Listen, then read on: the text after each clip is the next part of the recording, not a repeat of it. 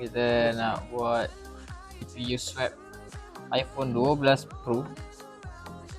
So ni hari tu kita ada buat live. So lepas kita dah separate dia punya board atas dan board bawah.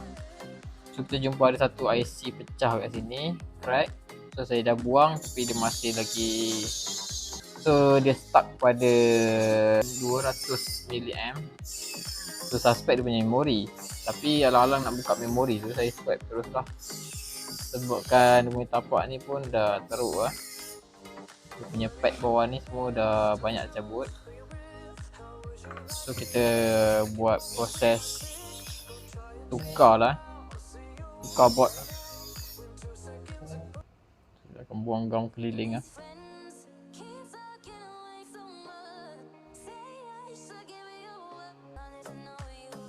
So sekarang kita akan keluarkan dia punya CPU dia ni. Okay. So ni CPU dia.